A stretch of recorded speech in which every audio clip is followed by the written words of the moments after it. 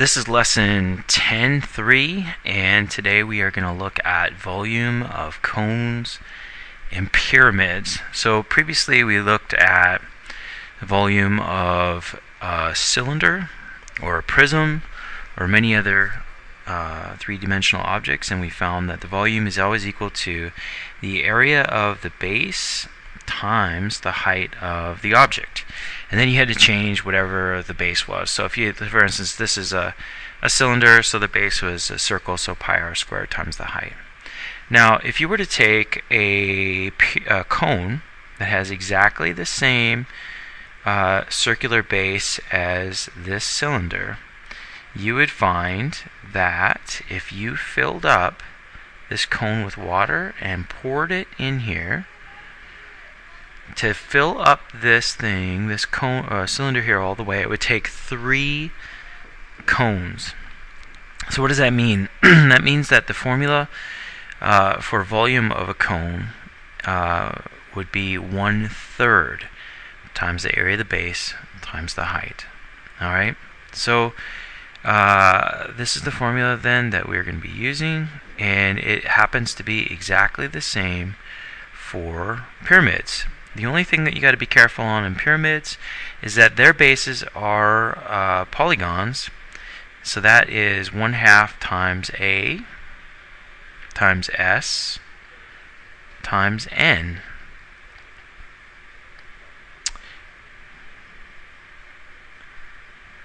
And then you multiply that by the height of the pyramid. So let's take a look at a couple of examples.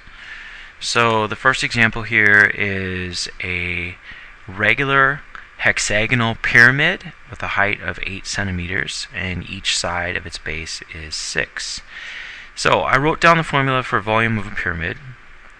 However, when I start to look at what the base is, you should notice that the base is a polygon, and that the formula for area of a polygon is half times A times S times N. So that's what I have written right here. Alright, and if you look really closely, you're going to see that all we have is this side length. We do not have the apothem.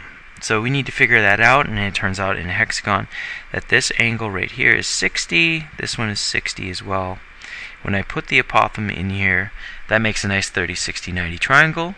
This right here represents this length, the shorter leg.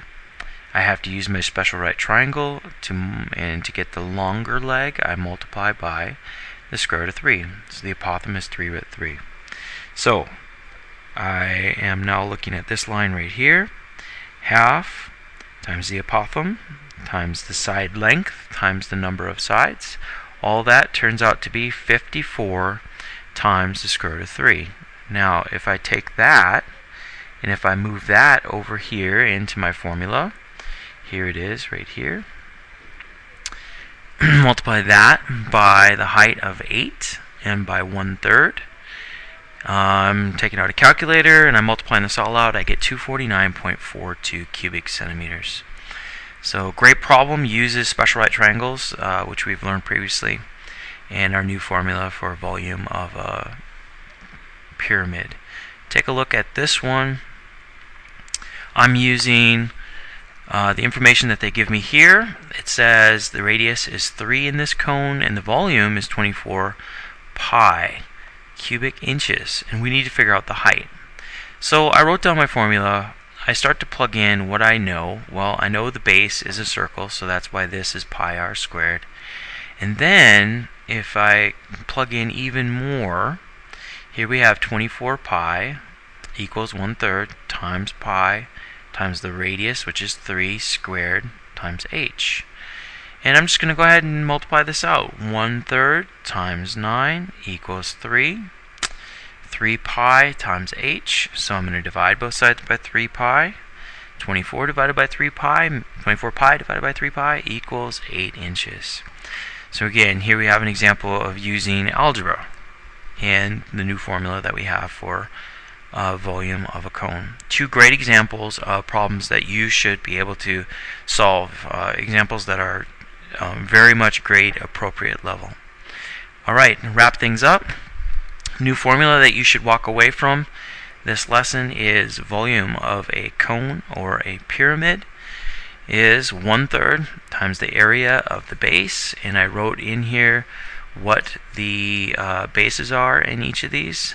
So here in a cone we're looking at pi r squared for the base, and here in your pyramids we're looking at half times a times s times n for the base. Multiply those by the height and you have the volume.